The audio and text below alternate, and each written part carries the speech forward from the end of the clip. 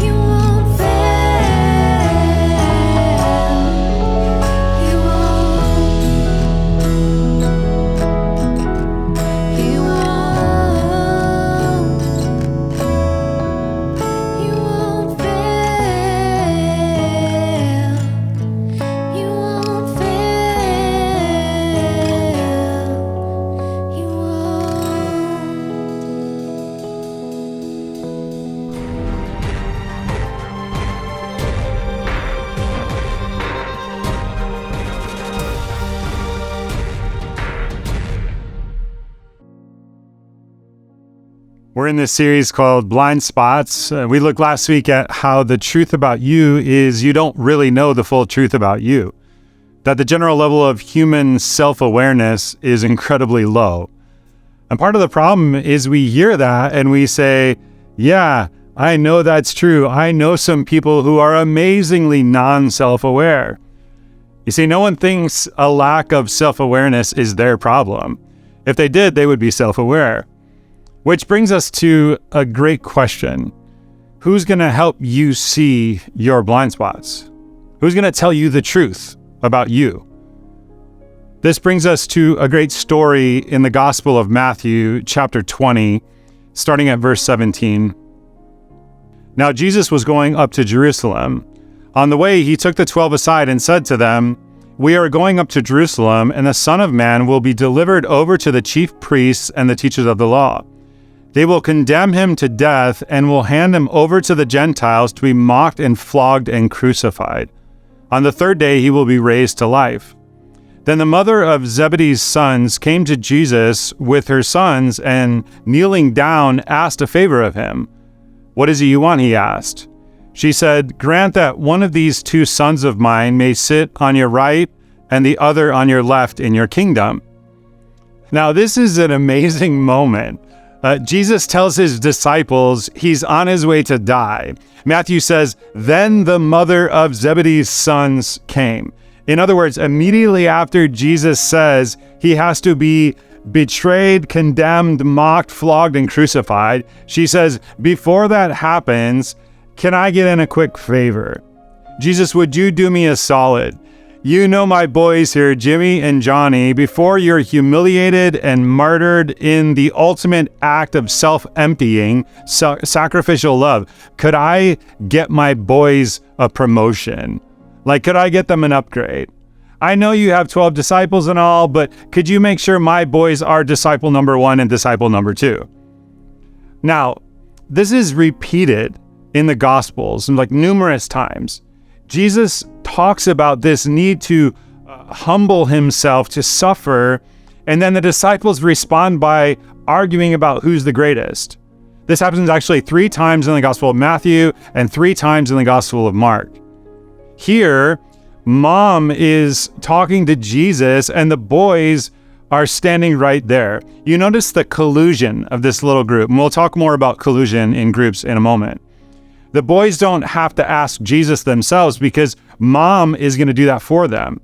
They could just stand there and look sheepish and modest as if, of course, they wish this wasn't happening, but they just want to make sure mom is happy. Mom can convince herself this is purely an act of altruism, of motherly love. She's not asking anything for herself. She's selflessly seeking the well-being of her sons. Like, she has a bumper sticker she's just waiting to put on her car. My sons are honored students at Jesus's discipleship school. You know, in the ancient world, parents would sometimes gratify their own egos through the accomplishments of their children. Isn't that a weird culture? I mean, can you even imagine a world in which parents would try to do that kind of thing? Mrs. Zebedee here is one of the first helicopter parents, like swooping in to make sure her boys outshine other boys. Just a word about this. It's possible to be a parent and to be sucking the life out of your kids by gaining status through their achievements and to deceive yourself, to make yourself think it's just about love and wanting them to do well. You can design a family system where the kids feel this pressure, where the kids bear this weight. But the reality that all parents have egos and that a parent's ego can get fed by their kids' achievements never gets named. It never gets acknowledged. And the kids are actually taught self-deception. That's what's going on here. It's so interesting. It's so human. She kneels before Jesus. Like, this is a posture of humility and surrender. In other words, it's possible to deceive yourself so that in an act of incredible entitlement and arrogance and grandiosity, that everyone else could recognize you actually think you're being humble, or you're coming across as humble. Like, that's what's going on here. Now, just as an exercise in imagination, imagine for a moment that Mrs. Zebedee is in a small group at her church. She goes to her group later that week, and they ask her, "What did you do this week, Mrs. Z?" "Well, I went down to where Jesus was teaching. He was saying something about going to Jerusalem, and I didn't pay much attention to that because I had a lot on my mind. I actually got down on my knees and asked him if my sons could sit on his right and his left, if they could be disciple number 1 and disciple number 2. How do you think the other members of the small group at her church responded? I'll tell you how they responded. They said things like this: "Mrs. Z, you didn't ask for anything for yourself?" "Nope, just my boys." I mean, you are a great mom. I hope your boys realize how lucky they are. Did Jesus say yes to you? I mean, he must have said yes to you, right? Jesus had to love a mother who loves her boys like that. We'll pray you get exactly what you've asked for.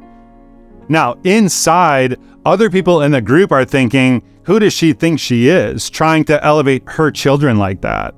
Or they're thinking, I wish I would have thought of that first. But no one in the group says those things out loud. Churches sometimes call small groups growth groups. But if we collude with each other, if we connive with each other to help each other fail to understand the truth about ourselves, they actually can turn into growth prevention groups. I mean, we can keep each other from growing. So there's this amazing story. Mrs. Z gets down on her knees. In her heart, she's all worked up about what a humble thing she's doing, how she's humbling herself by kneeling to worship. She makes the ask, can my boys be number 1 and number 2? They all look at Jesus. It's an amazing moment. Now, the main thing for you to know about Jesus is Jesus, who loved children, who went looking for lost sheep, never liked hurting anyone's feelings. So in good Jesus style, he says, well, that's a noble request. I can't make any promises, but I hate to disappoint people, so I'll check with my Father and see what I can do. That's what he said, right? Not exactly. You don't know what you're asking, Jesus said to them. That phrase, to them, is significant. He's calling them on their collusion here. In the text, it's quite clear that Mrs. Z intends this to be a conversation only between Jesus and her. That maintains the pretext that she's in it only for the boys, and the boys are there only for her sake. Little systems, little groups, little families go this way. A writer by the name of R.D. Lang said family systems that protect self-deception and brokenness always have 3 rules. Rule number 1, don't. Just don't. In this case, don't betray the family by failing to achieve high status. Rule number 1A is this. Rule number 1 does not exist. Rule number 1B is do not discuss the existence or non-existence of rules 1A or 1B. Because as long as they don't talk about it, it can't be going on. Jesus is always breaking these rules. He's always talking about it. Ironically, religion is associated with rules and Jesus with religion, but he gets in way more trouble for breaking rules than he does for making them. Here, he breaks the rules. He responds to them. In other words, the boys as well as the mom. Don't you boys hide behind your mom, and don't you, mom, hide behind your boys. This gets to the core of what we're talking about today. At the church I used to attend in Chicago, there's an expression for having the courage to speak the truth in love in a difficult situation to another person. They talk about having the courage to tell the last 10%. And the idea is that very often in human relationships, especially often in churches where we suffer sometimes from terminal niceness, we will address a difficult problem with another person, but when it comes to the most important, the most sensitive, most needed, most honest, but the hardest part of the truth, we shrink back. We say the easy 90%, but then instead of saying something like, my observation could be wrong, but my observation is that you are talking way too much. Rather than saying that, we'll say something like, I didn't think the meeting went all that well. Like, what did you think? We get fuzzy or vague or indirect precisely when the truth is needed the most. We may tell ourselves that we're doing this because it's out of love or to spare the other person's feelings, but the real reason is fear. I'm just afraid. I'm afraid you might not like me. I'm afraid you might get mad at me. I would rather not have to deal with the anxiety or the unpleasant emotions that go along with plunging into the chaos of the last 10%. I was having a tough conversation with my wife recently, and she was pointing out some things about me that I have a hard time seeing. She was giving me the last 10%. Now, honestly, in that moment, even though I'm in the middle of a teaching series on blind spots, I realized I didn't want to hear the truth about me, because the truth about me is I need to change in ways that I don't want to change. But the truth about me is I will never know what the truth about me is if I don't have some people close to me who love me enough and have the courage to tell me the last 10%. This is the core to what it means to be the church. This is why Paul wrote to the church at Ephesus, instead, speaking the truth in love, we will grow to become in every respect the mature body of him who is the head, that is Christ. Most of us have mirrors in our bathrooms because when we wake up in the morning, we want to know the truth about what our physical appearance looks like. Well, in the same way, we need to have other people in our lives because other people are the most important mirror God will ever give you.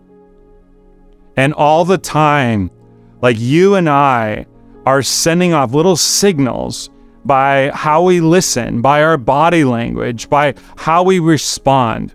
We're saying like, am I open to the last 10% or am I close to it? And I'll guarantee you, if you are close to it, you will send that message to other people and they will stop telling you. They'll pull away. And then we will never ever know the truth about ourselves, and we will never in every respect grow to become mature, the mature body of Christ. Well, Jesus speaks the truth in love. Jesus tells the last 10%. And we want to be a last 10% church. You don't know what you're asking, Jesus said to them. Can you drink the cup I'm going to drink? We can, they answered. Now, Jesus is looking for any kind of glimmer of self-awareness in James and John here. So he starts by saying to them, you don't know. Like you don't know what you don't know. You don't know about the cup. The cup in the Bible is very often an image for human destiny, particularly as it relates to the judgment of God that's coming to earth because of sin. Jesus is going to have to take that on. And so he says to them, can you drink the cup I'm about to drink? Now, before you respond, let me give you a little clue about the correct answer. Here are 3 really important words. You don't know. Like, you don't know about the cup. You don't know about my fate. You don't know about the cost. You don't know yourself. You don't know what motivates you. You don't know what's in your heart. You don't know what you're capable of. You don't know what God is up to. Like, you're generally clueless. You don't know. This is a big hint before you respond. You don't know. Now, can you drink the cup? Heck yes. Like, it's easy. Like, piece of cake, no problem. Jesus said to them, you will indeed drink from my cup, but to sit at my right or left is not for me to grant. Like, even here, there's this very humble, like self-limiting dynamic to Jesus. It's not for me to give. This place belongs to those for whom they have been prepared by my Father. And so that's the scene with Jesus and Mrs. Z and her 2 boys. And we'll talk about what happened with the rest of the disciples in just a moment. So have you ever spent time in a gym? Do I look like I've spent time in a gym? I don't answer that question. Even if you haven't spent time in a gym, you've most likely seen the inside of one on TV or in the movie. And gyms, they all look slightly different, but all gyms have this ominous free weight section. So picture it, right? Lots of dumbbells and weights are lined up. Big muscly men are yelling and throwing things around. Lots and lots of mirrors. And these sections of the gym are created so that you can not only lift weights, but you can also stare at yourself while you're lifting, right? You can see and track your progress in each rep that you do with the weights. And we know that gyms, they more or less shut down during COVID, and people took their favorite equipment into their homes. So we saw this pop-up of mirror video gym sets. They're actually kind of cool. Wall-mounted mirrors that turn on and turn into guided gym practices and weightlifting sessions. And these pieces of technology are not only interesting, they also help you track your performance and form. And you know what? People were lifting. They were lifting in the gyms with the mirrors, and they quickly found that what they were doing and how they were lifting weights wasn't exactly right. The new mirrors gave them information that helped them perfect their form and therefore perfect their efficiency. And the first mirror was showing them a reflection of something. And the second mirror was reflecting and revealing who they were and what they could be doing better. And sometimes we need a mirror like that in our faith lives. See, we've been using these old mirrors. We see our lives, but because the mirrors don't reveal everything, we don't actually see our blind spots. Mrs. Z is living in this truth, right? She sees herself as a perfect mom, as a caring and loving community member, but her mirror is flawed. And because her mirror is flawed, she missteps. The great news for us is that Jesus offers us something new. He offers us that mirror that helps us work on our weightlifting form. His mirror offers a true reflection of who we are, right? Blind spots and all. So let's rejoin Matt and see how Jesus and others reveal truth about blind spots. All right, so what happened with the rest of the disciples? Well, the short answer is they find out about what Mrs. Z and her boys are asking Jesus. We don't know how. Wouldn't you love to know how they found out about it? If you're James and John, probably you don't want them to know, right? Probably you engineer a conversation with Jesus to make sure this stays a secret. Now, Jesus, don't tell anyone about this, okay? But as a general rule, it's really hard to build authentic biblical community, speaking the truth in love, when we try to keep secrets. So however it happens, it leaks out. When the 10 heard about this, they were indignant with the two brothers. Now, why were they mad? It's not because they're more noble or more pure. It's probably because they're thinking, why didn't we think of that first? Now we're left out. If disciple number 1 and disciple number 2 are taken, all I can do is jockey for numbers 3 through 11. That's all that's left. They're probably mad because James and John are the two disciples who tried to pull this off. I want to say a word about this. The dynamics in that little community of disciples are really instructive and really important for us to know about. Sometimes we can put Bible characters on a pedestal and not realize that we learn from them because they're like us. Jesus had 12 disciples, but 3 of them, Peter, James, and John, formed an inner circle, and the Gospels are quite clear about this. Those 3 are the only ones Jesus was with on the Mount of Transfiguration. They're the ones who see him radiant in glory in this amazing moment. Those 3 are the only 3 who Jesus takes with him to the home of Jairus to perform one of his greatest miracles. They're the only 3 who would go to the Garden of Gethsemane, accompanying him along the way. He tells the rest of the disciples to stay behind. In other words, they see depths and vulnerability of Jesus that the other disciples didn't see, which is kind of curious, right? I was thinking about this week.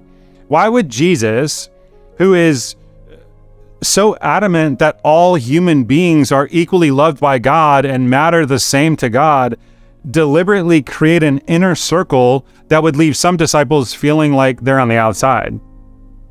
Look what happens when the others get mad. Jesus called them together and said, "You know that the rulers of the Gentiles lord it over them, and their high officials exercise authority over them. Not so with you. Instead, whoever wants to become great among you must be your servant, and whoever wants to be first must be your slave, just as the Son of Man did not come to be served, but to serve and to give his life as a ransom for many." Jesus never allows a destructive hidden agenda to go unnamed and undiscussed. He never skips the last 10%. And so he calls all of his disciples together to talk about what's going on.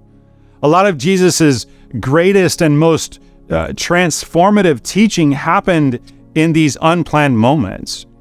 When he calls them together, it's interesting to me that what he doesn't say. He doesn't say, "You know what, guys? I've been spending too much time with Peter, James, and John. I can see where that would have, looked like maybe they're my favorites, and maybe I hurt your feelings. I'm really sorry about that. From now on, I'll divide my time into 12 equal parts. You can all kind of keep score. You can all kind of keep track and make sure everyone gets the same amount of time with me." He doesn't do that.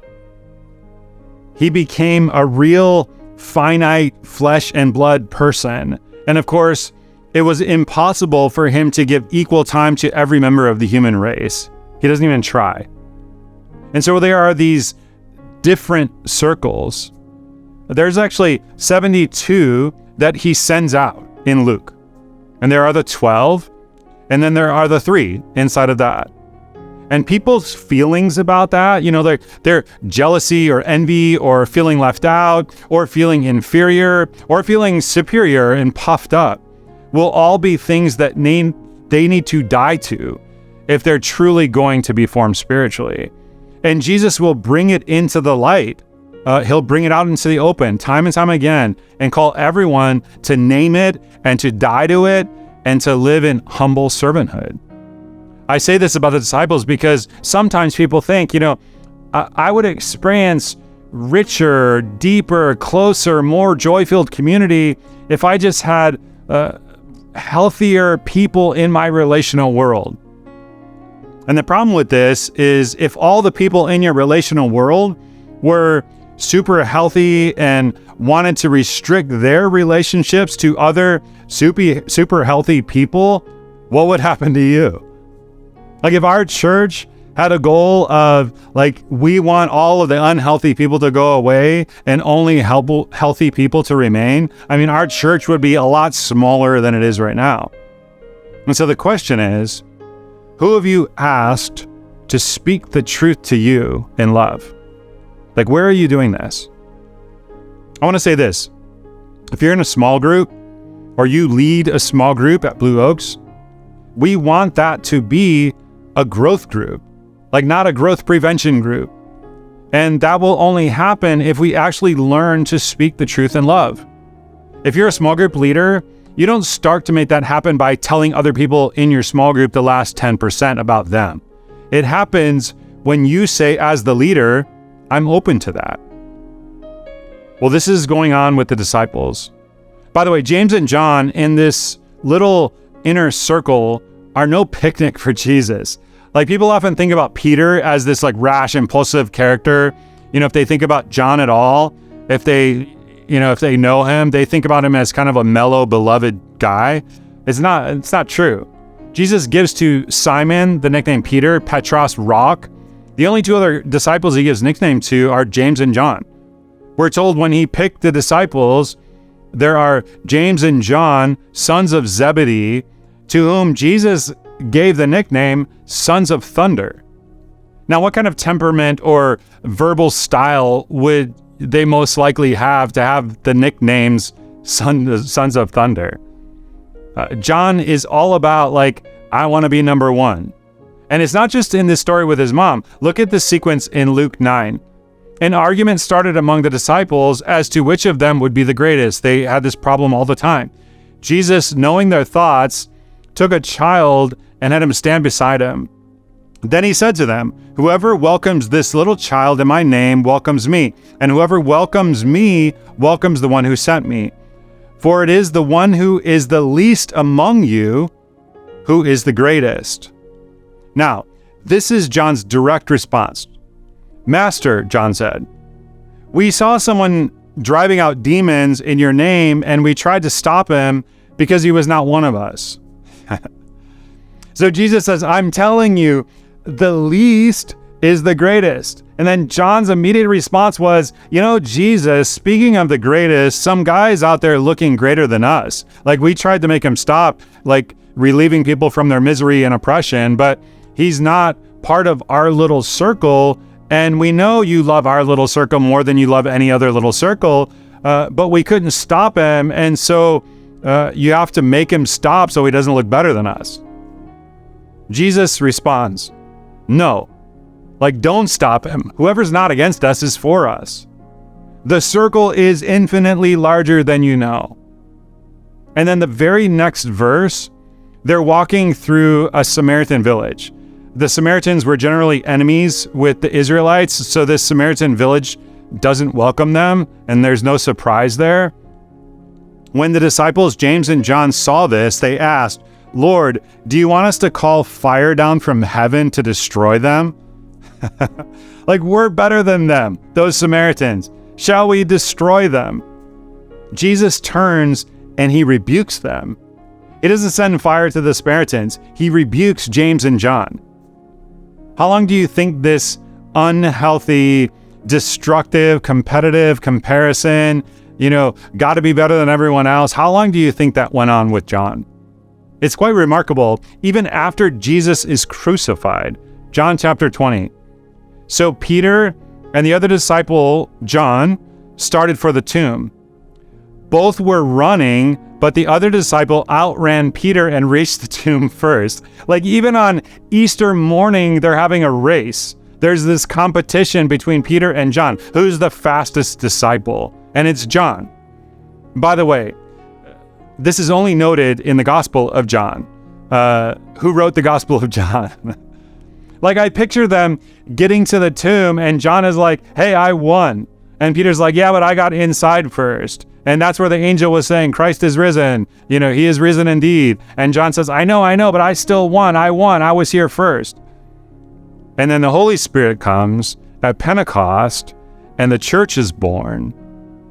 And that's when what Jesus taught them starts to transform their lives. And they begin to suffer. One day, King Herod had James, the brother of John, put to death with a sword. And I wonder, when that moment came, if James remembered that day when he knelt down before Jesus with his mom and asked to be first, because he got to be the first at something. He was the first to give up his life for Jesus. John is the last. John ends up an old man living in exile on an island called Patmos. If you read his letters, 1 John, 2 John, 3 John, they're all about love. All he can talk about is love. You see, the truth about you is you will never know the truth about you unless you invite some brothers and sisters to tell you the truth about you. And if you never know the truth about you, the truth is you will never grow up into him who is the head, that is Christ. We all need that. I don't care how old you are. I don't care how long you've been around the church. I don't care how spiritually mature you are. You need that. So just to get real concrete, how do you do at telling other people the last 10% when it needs to get told? If you wait until you can do it perfectly, guess how long you'll wait? Yeah, you'll wait forever. You have to start by doing it imperfectly.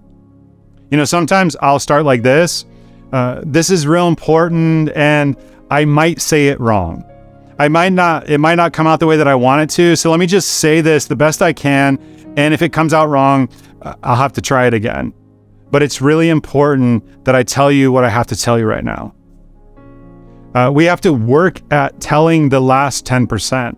And for most of us, it's going to take courage and a willingness to do it wrong and get better at it. And we do this because we love. Another question: how do you do at receiving the last 10%? And I'll give you a few wrong ways to do this, and this is from experience. Some people, when they're told the last 10%, they just get mad, get defensive and stubborn or fired up, or they just have this like hard protective shell. You know, the message of that says, don't tell me. Some people just crumble.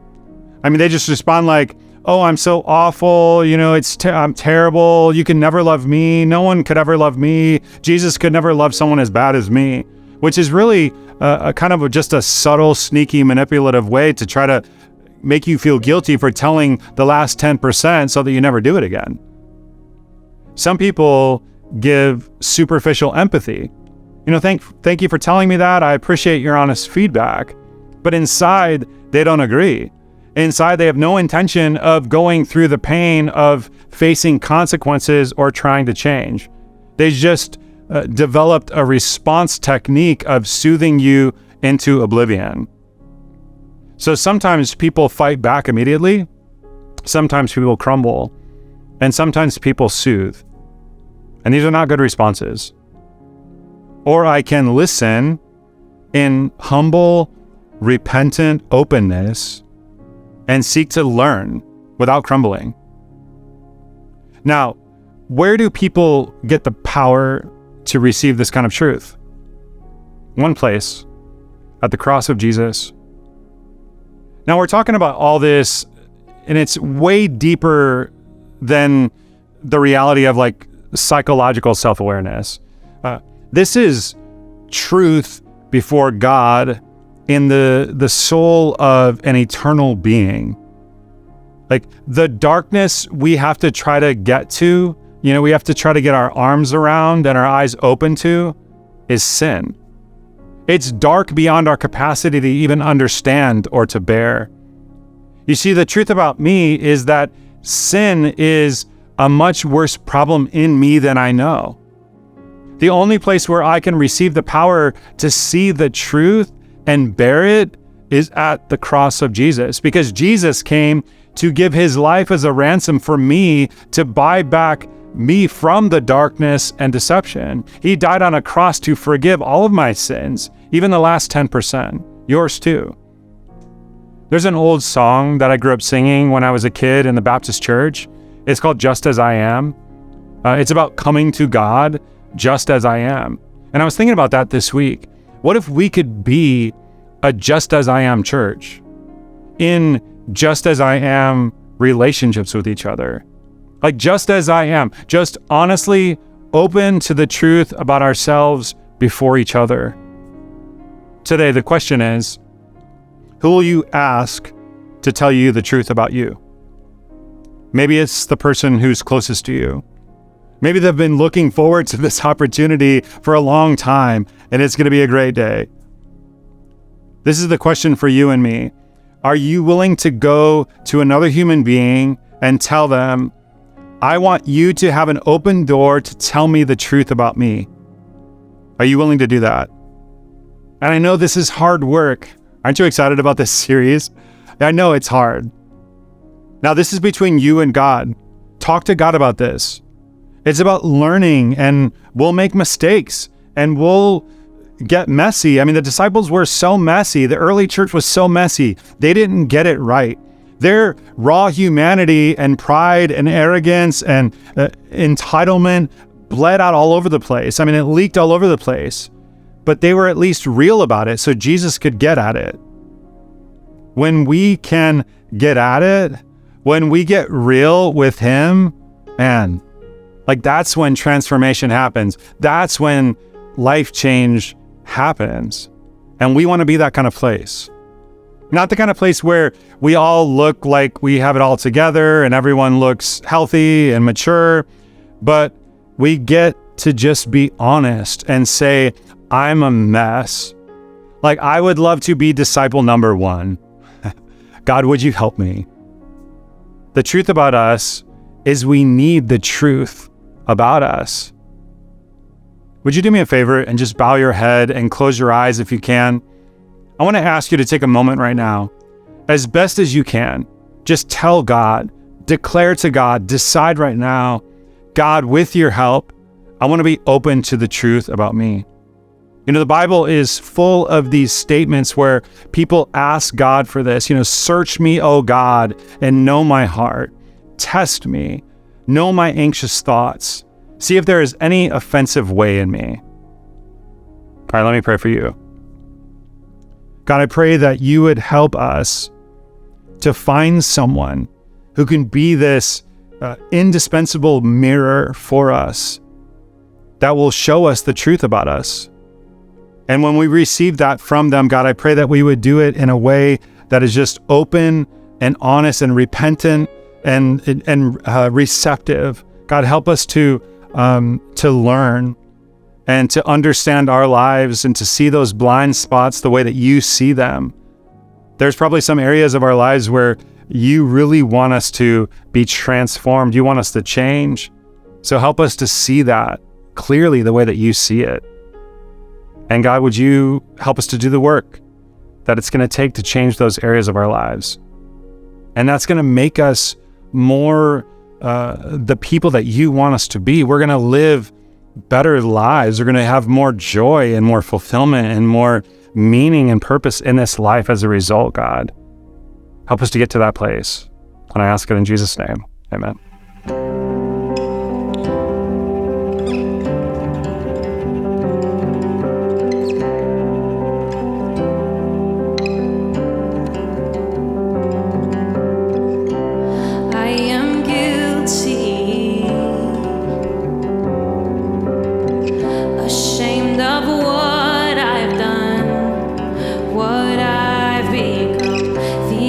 Are dirty.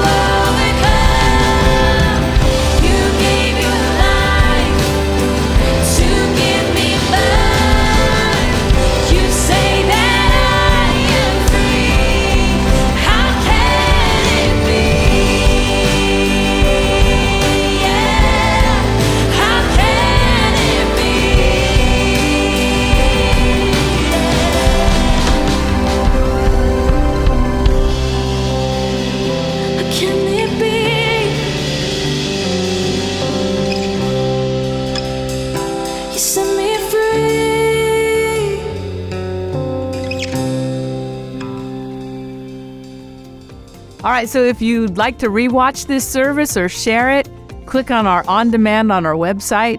And again, please let us know how we can be supporting you in prayer via the prayer tab. And if you want to partner with us financially, right, because we couldn't do what we do without you. If you want to partner with us, then you'll find the give button there too. All right, guys, see you next time.